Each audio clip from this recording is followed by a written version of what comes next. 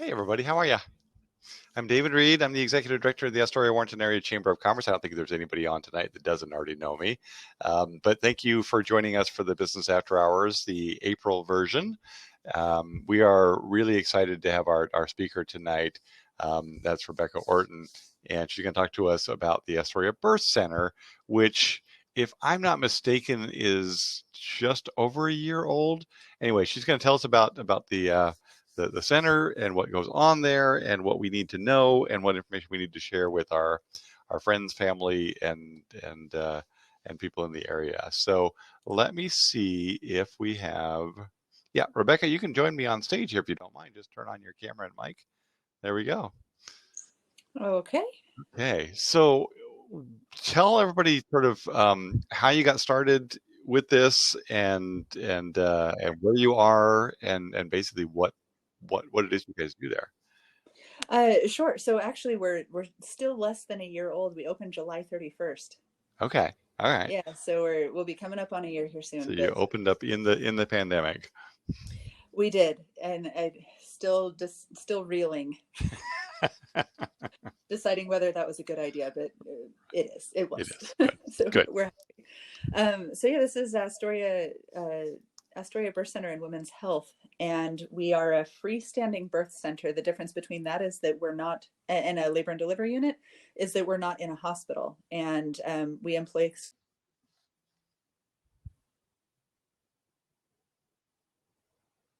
and we focus on normal pregnancy program as well as women's health. So we can see women starting about the time they start their periods all the way through menopause and end of life and anything relating to that. So cancer screenings, STD screenings, well woman checks, pap smears, blood work, thyroid issues, things like that. We can see all Wow. of that Okay. here too. Okay. So you broke up a little bit Yeah. there when you said you employ exclusively who? Certified Okay. nurse midwives. So they're nurse practitioners who specialize in Got it. midwifery. And is that a model that is sort of common in the industry? Is it new? How does it sort of fit into the, where we normally have babies? That's a really good question. When we're talking about new and old with birth, when that's something that's as Right. old as humans, well, and arguably a lot older, midwives are old. Midwives are the third oldest profession. You know, the second oldest is motherhood, Right. and the third oldest is midwives. So they've been around. Nurse midwives have been formalized around the 1950s. Okay. So that's a little bit newer. When we combined in the United States and Canada, nurses and midwives. In most other countries, midwives is its own career. It's not affiliated with nursing. It's just another type of healthcare provider. We have those here too. They're called lay midwives or certified professional midwives or licensed direct entry midwives. There's a lot of names. But nurse practitioners specifically are nurses with master's degrees. In Oregon, they practice independently. You might see them offering pediatric care, geriatric care, family practice. Midwifery is just another specialty that they go into. Excellent. So when you say, I mean, you're covering basically all phases of life from young women to end of life. Are there people who are seeing you on a regular basis? Is it sort of need based? You know, I've got a situation, or are there people that they're just you're a constant part of their life? I'm sorry, your question cut out the first part of it. So I guess I was asking about whether somebody comes to you sort of repeatedly, or is it just about a situation, like I'm pregnant, I'm having a baby, or I'm having something going on? Are you an ongoing part of a person's healthcare? Yeah. So the word midwifery means with woman. And so to answer your question, to answer all of your questions, yes, we have people who come to us for a lot of reasons. The bulk of our clientele are people who are trying to get pregnant or who are pregnant or who have recently been pregnant. So that's why it's Astoria-Warrenton Center and Women's Health is the bulk of what we do is pregnancy related. But it's advised that women undergo a well woman examination every year, where they get a pap smear and they get an overall, a once over and screen for cancers and things that are common. So we have our repeat. I mean, we've been open less than a year, so we haven't had a lot of repeat clients there yet. Okay, excellent. And you're located where? what's our address? 1406 Marine Drive. So we're right on the waterfront. Wow. See, this is my right view. At the ferry landing. Yeah, that's not so bad. Not so bad at all. Well, on a day like this. I'll give you a tour here in a minute and you'll be able to see the full. Good. What else do you want people to know before we do that tour? I see a question from Bailey. Yeah, please. Should I go ahead and answer that one? Bailey asks, does the facility face some of the same stigmas as programs like Planned Parenthood? No. Certainly there are some stigmas associated with out-of-hospital birth. We don't get a lot of flack. First of all, we don't offer abortive care here. If somebody comes to us wanting something like that, our focus is more on getting people pregnant and keeping them that way. If people are having a problem where they need to not be pregnant anymore, we would refer to a specialist that's outside of our location for that. And that's usually kind of the big stigma with Planned Parenthood is that they offer abortive care. And we don't. So there's that. But there's sort of I'll get into this a little bit during the tour, but there's kind of a long history with a little bit of infighting between obstetricians and midwives generally, a little bit of a turf war. And so one of the largest professional smear campaigns was run in the 1930s in the United States. And they painted midwives as witches and wackadoodles and things like that. Some of that has persisted. And so some people think that we're practicing witchcraft here, but I think that's dying down because our data is really good. You just can't fight the data. Very good. Very good. Okay. And I guess I see us having sort of a graying population here. Are there a lot of people in town that are sort of in that demographic that are having babies and starting families and growing families? Are we still seeing that? There is. That's starting to shift a little. So I grew up here and it seemed like a retirement community. There were 80 people in my graduating class. It was a pretty old place to live. And there have been some shifts there as you're aware, I'm sure. Growing up here 30 years ago, there was one elementary school and now there are three? Well, yeah. And they had to divide Astor up. It used to be a K through 5, and then it was a K through 4, and now it's a K through 2. And then Lewis and Clark is 3 through 5. And so we are seeing a lot of babies. Good. Babies are good. Yeah. Yeah. Clatsop County sees about 400 births a year on average. But then we also serve Columbia County, Pacific, Lincoln. And so we have a pretty broad net. Excellent. Excellent. Yeah. Okay, so what do you want the audience tonight to know? I guess you're going to take us on a tour, so we'll be able to see the facility. But who is your who's your ideal client? I mean, obviously somebody who is trying to get pregnant or is pregnant and about to have a baby. But I mean, who should be coming to see you? Yeah, so anyone with a uterus is welcome to come and see us for their regular care. So we provide all of that same OB/GYN care here. In terms of birth, we can only see people who are low risk. So there has to be only one baby in there. And they need to be devoid of we can see some complications, but anything that's very serious, if somebody is uncontrolled gestational diabetes or something like that, we need to refer to higher care. But the credo in England, which is one of the nations that has one of the best birth outcomes in the world, is everyone deserves a midwife. And so everyone starts with a midwife. And then if they need an obstetrician later, then they get one. But so they say everyone needs a midwife. Some of them also need an obstetrician. Yeah, okay. And that's an ethic that we would like to have become Astoria's ethic as well as Britain's ethic. Okay. Yes, very much so. It's an Okay. evidence-based ethic. Very good. Okay, you want to take us on a tour? Yeah. While I'm switching my camera around, I'll answer your question, Bailey. No, a midwife and a doula are actually very different, but they do, it's a common question because they do get confused one for the other. A doula is a non-medical trained support person. They provide physical and emotional and informational support before, during, and after birth. And they usually accompany their families when they're in labor and spend time with them. They know lots of massage and comfort techniques. Midwives provide medical care, and that's the big difference. Both of them spend a lot of time with their clients, but it's a different role. And yes, I haven't yet found an insurance that doesn't cover our services. Birth centers are covered just like hospitals would be. Yeah. Okay, so do I share my screen? You can just switch the camera. Okay, let's do this. So tech savvy. Okay, so I'm gonna just take you right in through the front door. Yep. Okay.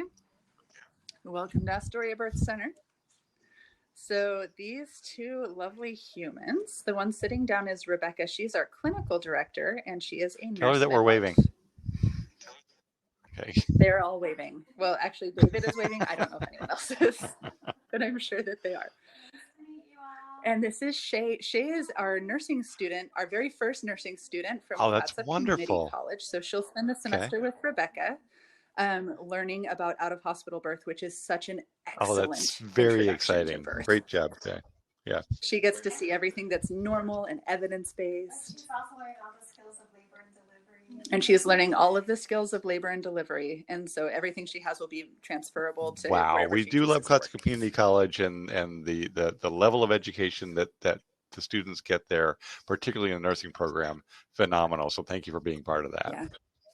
It's ranked the number one nursing program in the state. And I'm not sure by what measure, but it is. This over here, I know that Jan will recognize this. This is our resource table. So if you look over here, we carry product samples from a few select companies and then have community resources. There's this one here. It's called Neighbor Share Closet. It's a place where you can give all of your clothes that are in good condition from your kiddos, and you can pass that on to someone else. And it's all free of charge. It's just like a big clothing bank. And it's a give and take thing. And then we have these gifts here. It's from a local Catholic charity. And they're called blessing bags. They're for families who maybe don't have quite what they need. And so there's a full set of clothing and diapers and wipes and things like that in there.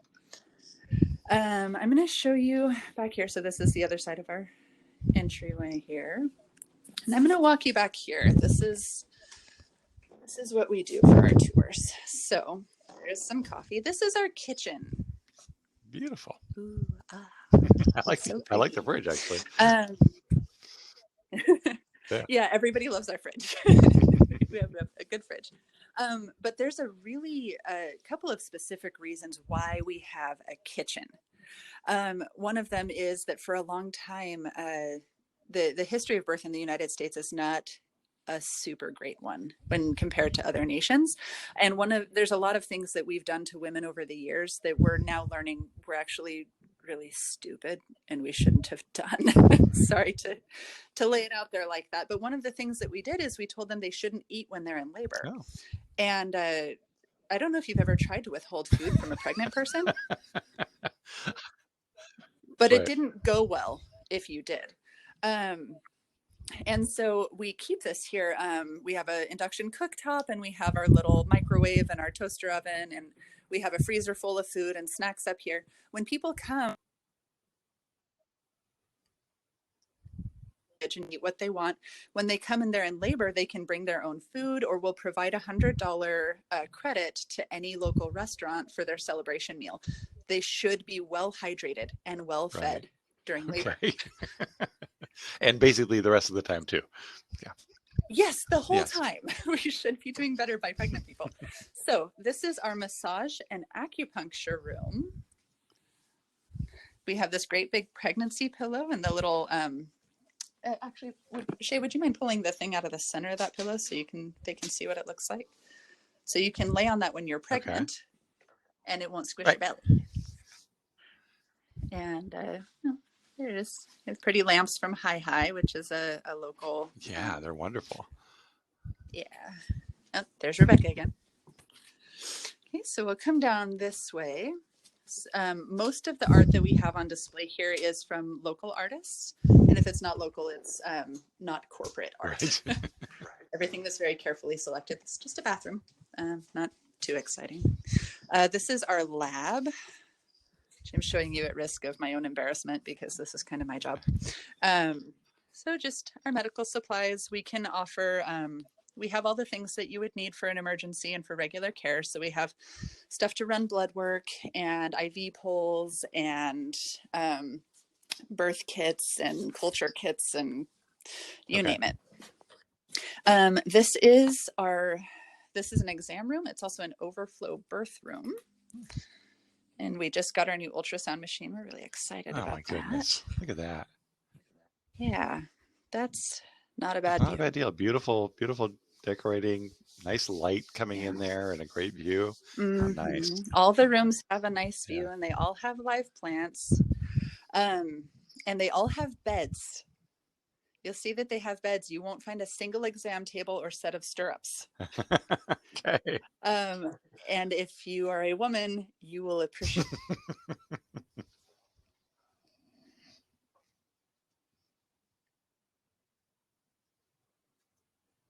the actual worst. They were not invented for women's comfort. They were invented for providing ease.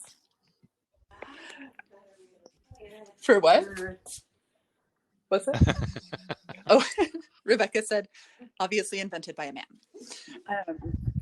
So we'll come in here and what you'll see is kind of this living room space. This is the, for lack of a better word, is the living room space for birth suite number 2. So this room has its own bathroom. We'll be installing a shower before terribly long here. And it's just, bathroomy. This is our little newborn area. So should we, if we have a postpartum exam where we're weighing and doing checks on newborns, we do them here. We also have all of their resuscitation equipment, things like that. It's all tucked away because part of the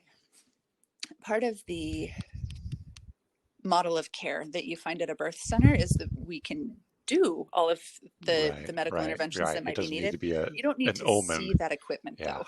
Yeah. Seeing that stuff lying around. Exactly. Sure. And seeing that stuff lying around can really raise your blood pressure. So this is birth suite number 2. There's a big fluffy bed and a big giant tub. I picked out these tubs myself because you can't see me, David. I know we met once in person, but I'm 6'1". And when I am pregnant, which I have now been several times, I am roughly the size of a Mitsubishi. And one of the worst insults of my entire pregnancy was when I was like 9 months along and I wanted to take a bath. And I got into my tub in my 1950 home that has a 1950s bathtub. Oh no. And I got in about as far as my belly button goes. And I sat there and I cried. And you can't. Because it's the worst feeling to want the relief of a tub and not have it. And so this, I could fully submerge if you've ever been pregnant and in the water, that's a good feeling. So we have these, they're available for water birth. We also have these stools here. You'll see that it looks a little bit like a toilet. Right. But think about what you do on a toilet, right? It makes it easy to let go, to let gravity help you, to push. So those birth stools were actually made by Dennis, I can't think of his last name right at the moment, but it's the same guy who made the ropes course out in Seaside. Oh, really? Okay. Yeah. His wife is a pelvic floor physical therapist. And so I called them both up and I said, can you design me the perfect birth stool? And then he did. So we're going to go out here. Yeah. I'll explain too. We do all of our prenatal visits in these rooms whenever they're not being used for birth. And again, not only do we hide a lot of the medical stuff so they can be relaxed, and when they have been in a room multiple times throughout their pregnancy and they come in labor into the same room, everybody's anxiety level is much lower than it would be like going to a hospital where you're, gosh, where am I? I've never been here before.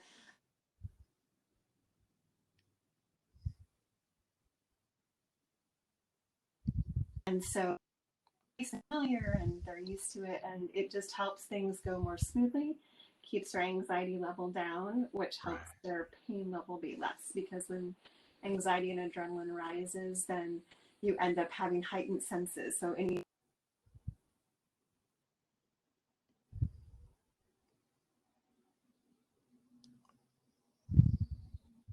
and also we don't see moms that go to the hospital. They'll get there and all of a sudden the labor will stall out because of all that's going on with them, and just kind of the rise in fear and hormone changes. They come here, we rarely see that. Place they're already comfortable with. This is just a place that's like a second home to them. Yeah, we got kind of the gist of it, but not the full effect. She said that this is a more comfortable space because they've been to it before, so it's the same place that they go for exams and for giving birth. Is that correct? Yeah. Mm-hmm. Right. The bottom line is that fear makes pain worse. Sure. And fear and familiarity has the opposite effect. Birth is largely governed by a couple of hormones that are closely related to your perception of your environment, the amount of trust you have in your caregivers, how comfortable you feel.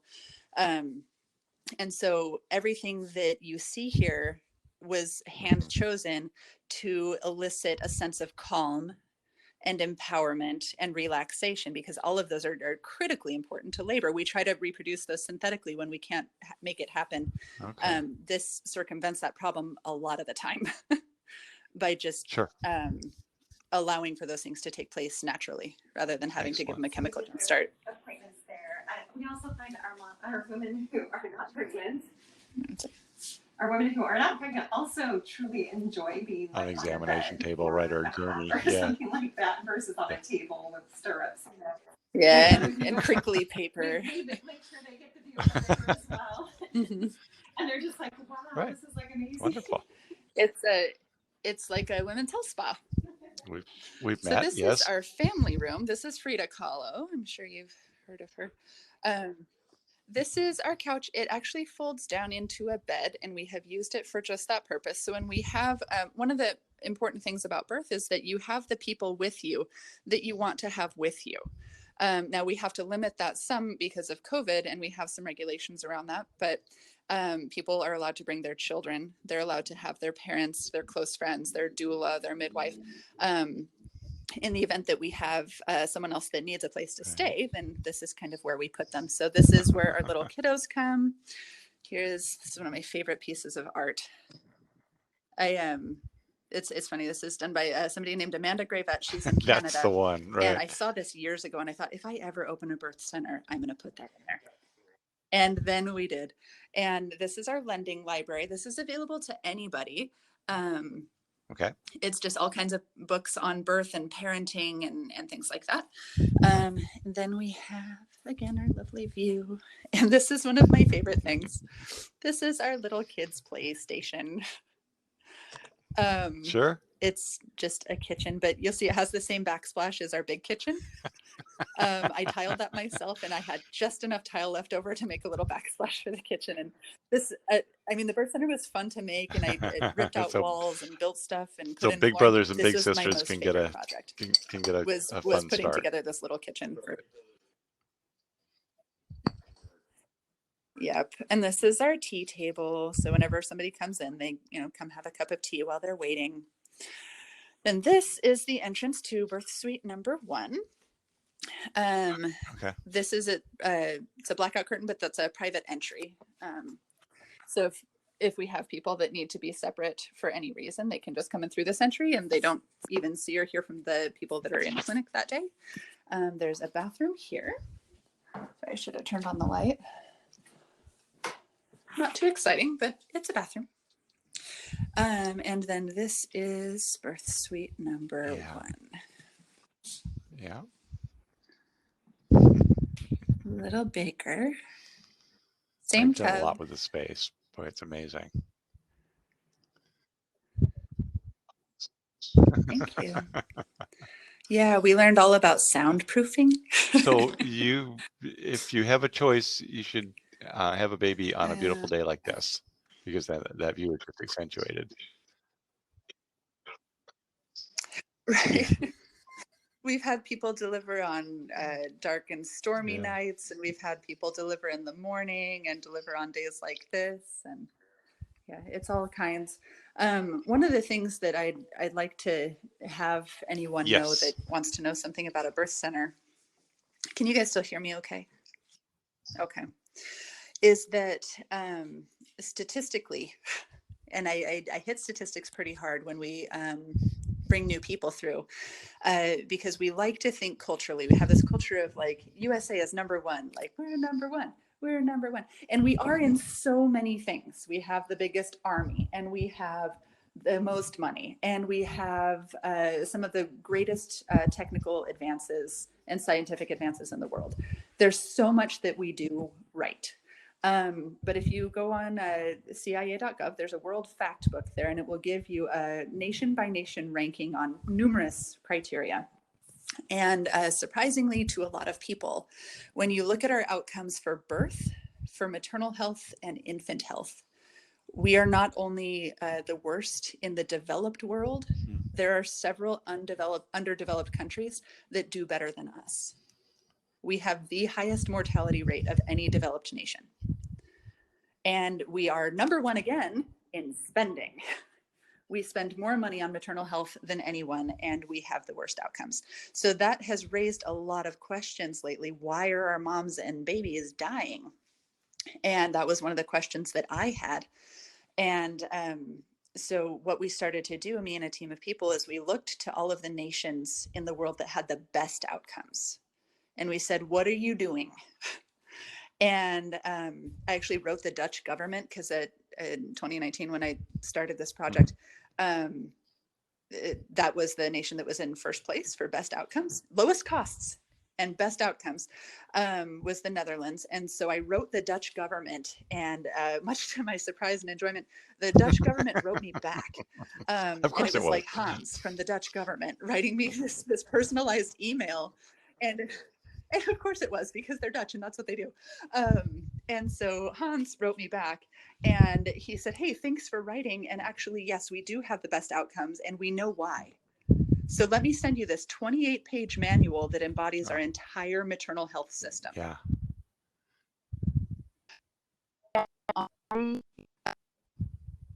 And one of them is that whenever someone is pregnant, they see a midwife first.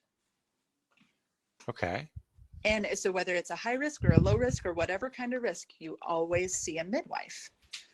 And what happens then is, because midwives' focus is on low risk, on maintaining low risk, on maintaining holism and pregnancy, and treating pregnancy not like a disease, which it is not, to treating it like a normal physiologic function. It's a very different mindset.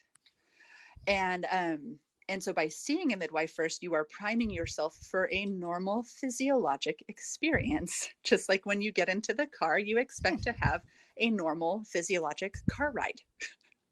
You wear seatbelts, you do, but you don't go in expecting a wreck, hopefully.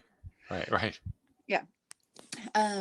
So that's one of them. The other ones have to do with government funding for midwives. Midwives practice with complete autonomy. They don't answer to anyone.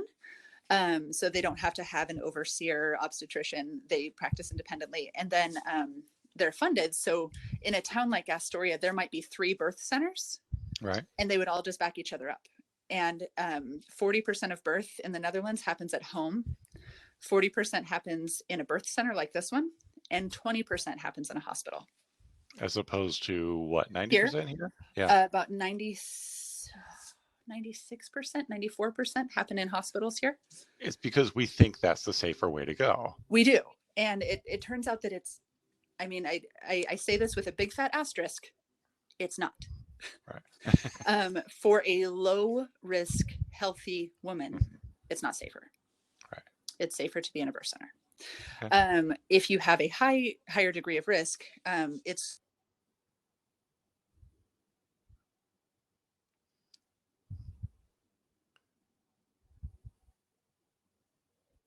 help you determine that, and then to transfer appropriately to a higher level of care. Rebecka, you froze there for a minute. You said for a high risk pregnancy. Oh, sorry. That's right. Oh, I was reading Rachel's question. Okay, good. Do mothers who need that stay in the birthing suites for that time, or do they need to move? And then another question, is there an incubator in the facility? Rachel, to answer your question, the average stay postpartum in a birth center is 4 to 8 hours. There are some who let people stay for up to 24 hours, but that's starting to go out of vogue because it turns out that people recover really well at home. And so we offer this to all of our clients to do that first 24-hour visit, which needs to happen for the mom and the baby. We offer to do that in home. So the midwife will just go to wherever they are. The majority of our clients, though, want to come back here because they like it so much. And we don't have an incubator in the facility. In the event that a newborn wasn't doing well and needed to transfer to a higher level of care, we would transfer them to a facility with an incubator. But we don't have a nursery. We don't take the babies away from the moms. We do have a heating pad area if we need to. Okay. Excellent. It has a high labor or a major complication that wasn't foreseen. Should I go with that one? Sure. Do you want to answer that one, Rebecca? Here you come. Here, we'll ask the midwife. How's that? Here you come, stand over here. I don't want to stand here. Well, yeah, because then they can see half your face.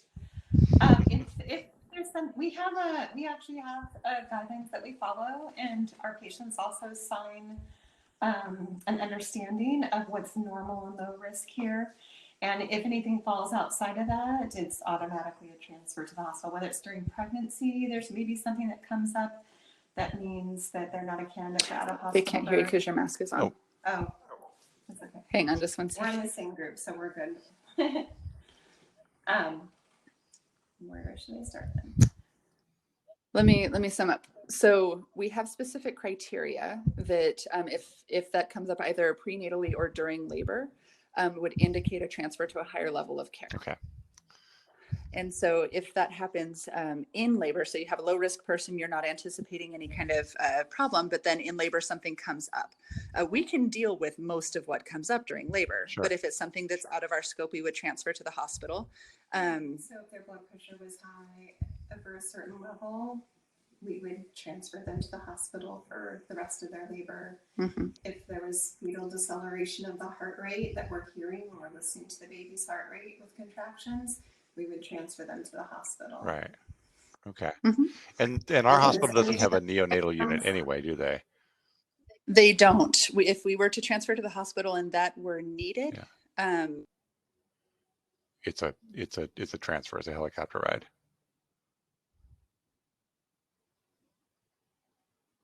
hospital doesn't transfer to Portland. Yeah, we can to CMH and they can arrange transport there. Okay. Yeah. Or they can call in people. I mean, they have to be able to handle an urgent situation too, so they can call in and have their people ready. Mm-hmm. Excellent. So those things happen. At the time, though, majority of our transfers, like maybe 1% is going to be an emergency situation. Mm-hmm. Maybe 10 to 12% of our population will get transferred. We'll see as time goes on, but that's usually the average. Mm-hmm. And usually it's not an emergency. It's somebody who's had a 40-hour labor and she just wants an epidural. Right. And we're like, okay, let's get you over to the hospital for an epidural, or a baby that won't descend, or Yeah. Statistically, the transfer rate is very low, and the two main reasons for transfers are what Rebecca is saying: for augmentation, so labor is going too slow, or for pain relief. So they want something a little heavier than what we can give here. We can't do epidurals, we can't do C-sections, and we can't do narcotics. Our office hours vary, Jan, but usually we're in office, Monday and Thursday right now? Right now, Monday and Thursday, we have a full day and a half day Tuesday. And a half day on Tuesday. Well, excellent. This is absolutely beautiful. We all learned a lot. Thank you. I think we've got all the questions answered, including Jan's there. So, excellent. So we got a couple of announcements on our part. Will you be at one of the tables when we come out of presentation and answer people's questions there if they have any more? Sure. Yeah, I'd be happy to. Okay. Wonderful. All right. I'm going to take us. I'm going to take over here if that's okay. Yeah, sounds great. Thanks. when we get back to the tables, I did set up a section there for people to look at the Astoria-Warrenton Crab Seafood and Wine Festival and what we're planning for that event. So that is an April event. It's our big event of the year, and this year it's happening. It will be a immersive virtual event. So it's not going to be the 10,000 people at the fairgrounds, but it is going to be an awful lot of fun. So my team has been working really hard on making this an immersive event, something that's really enjoyable to do. It'll still be having that same weekend, the 23rd through the 25th. It's free to attend this year. And we have a bunch of wineries. We have a bunch of our regular vendors that are going to be there. And what happens is that 2 hours on Friday, 2 hours on Sunday, and 4 hours on Saturday, people can actually go and visit the vendors live in their booths. There will be entertainment happening on the main stage. There can be demos teaching you how to cook and how to clean fish and where it all comes from. So really, really a lot of fun. In between those hours, and then for the next month afterwards, there will be a static event up there. So you can still go and visit the vendors' booths. You just won't find them there. So you can, oh, I didn't get that wine that I wanted before. I can still go get that, or that piece of art. So that it'll be different in that way. And then we've taken a live event, something, why would somebody come here for Crab Festival if it's virtual? Well, because now we have a festival feast, and the festival feast starts on April 23rd and goes all the way through May 9th, the start of Sunday market. And it is a passport where you get that on your phone, and if you go to any of the 22 participants, you either get a special deal, you get a special meal, you get entered in a prize drawing for everyone that you go to. So it's just a reason to sort of come to town, or if you're already here, to go around town and visit mostly our restaurants and our fish markets.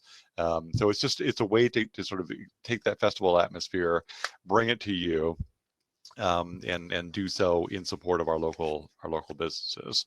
And then the last aspect of it is the nonprofits. So a lot of nonprofits, this is where they make their money every year, is at our Crab Festival. We pay them to do parking lot work, or bus loading, or cleanup, or running the wine check.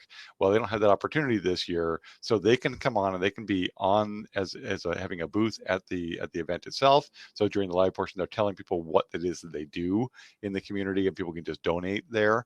But some of them are doing things out in the community as well. So the Rotary Club is going to be doing their whiskey crab soup, and they're going to be doing that at next event. So Chris has agreed to help them do that. It'll probably be on the Wednesday following Crab Festival, but that'll be on our site to find that as well. And then the clowns are going to do their clown bread as a drive-up takeaway event. So that's a big deal for everybody every year, is where do I get my clown bread? Well, you can get it this year. So all of that, AstoriaCrabFest.com. Go when we go to the tables and learn about that. So please join us for that. Please tell people about that. Crab bread, where it's going to be at the high school in all likelihood, Judy. And then so the dates and the times are going to be announced here pretty quickly. And yes, I did say whiskey crab soup. It's actually an old Bornstein's recipe, and yes, it has whiskey in it. Yes, it has crab in it, and yes, it's amazing. So that'll be, that's right down the road from you there. So you can go get some of that. So that's what I have to tell you about Crab Festival. Again, please join us for that. It only works if we get people there. There's actually also going to be what we call like a happy hour, but there's a separate room you can go to and you can just meet up with people. So kind of like a Zoom room. So if your friends usually meet you at Crab Festival every year and you don't see them except at Crab Fest, you can still meet them at Crab Fest, and you can talk to other people there as well. So, and that you'll have music during that session. So it's going to be a really good event, and I'm really proud of the team for putting it together and considering all the stakeholders that are normally affected by our basically $1 to $1.5 million economic impact Crab Festival that now has to be a virtual event. So next year live and in person, this year a really fun immersive event. We have a couple things to give away. Jerry, I think we have a bottle of wine, right? And I've written down everybody that's here. So I'm going to figure out with my little spinning wheel here. What kind of wine is it? Is it Terra Vina? You're muted, Jerry. And the winner is Christina Ellis. All right. Do we have anything else to give away? So, Christina, if you want to come by the chamber anytime, I'd like to meet you in person anyway, but that'll have your name on it.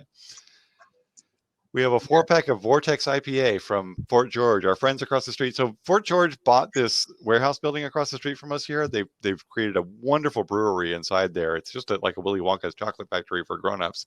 And they've got a canning line and everything in there. But they installed the best thing. They installed a steam whistle. So now we know when to go home, because at 5 o'clock, the steam whistle always went downtown, and I think it still does, but we've got our own out here. So thank you, Fort George, for that. So who's going to win the Vortex? That's going to be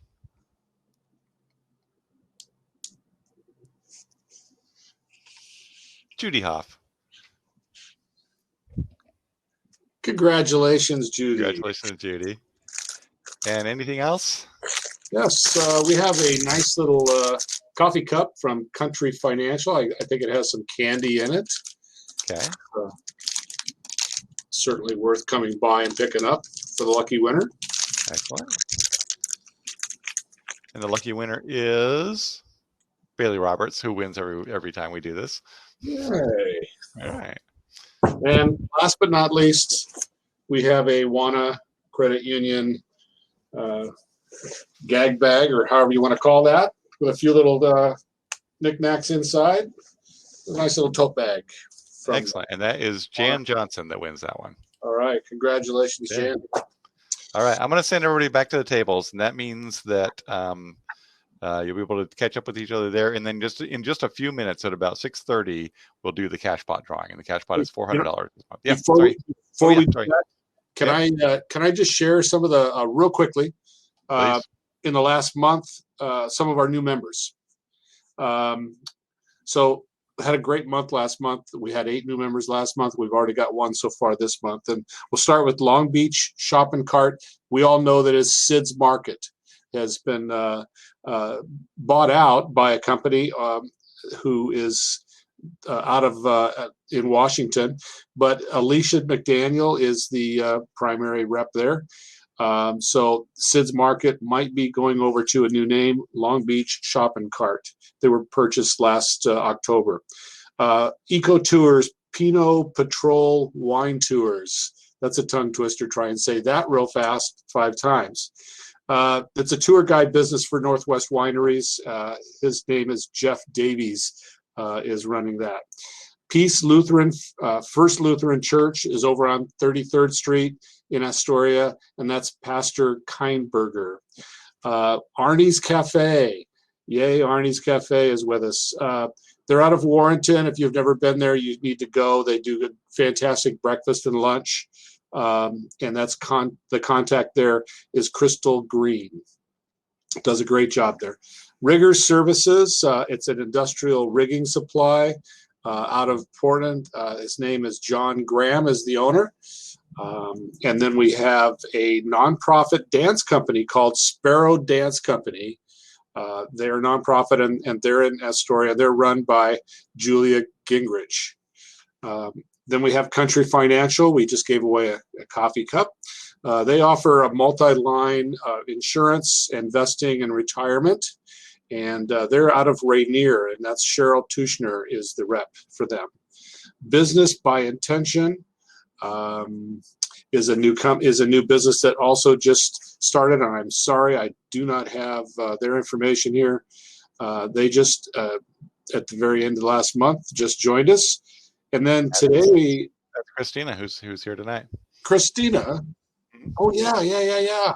I apologize, Christina. See, that's what happens when you go to Arizona for 3 weeks and you lose your head. But you get a tan, so it's a trade-off. Wildlife Center of North Coast is a nonprofit. I think a lot of people are aware of them. We are really grateful to have them on board as well. They focus on, of course, rescue, rehab, and release for our young or for our furry and feathered friends, the wildlife here on the North Coast. And Josh Sarampa is the executive director there. So it's exciting to have new members. It's exciting to have them on board. Christina, I apologize. Christina Ellis, I know who you are now. And welcome aboard to you too. Good to have you with us tonight. So that's what I've got. Can't hear you, Dave. And then we'll thank you. We'll give away some cash here in a few minutes, I hope. All right. Thank you again, Rebecka. That was a wonderful presentation, and we really enjoyed seeing the facility and kind of understanding what it is that you're doing. Sure. We'll see you at the tables.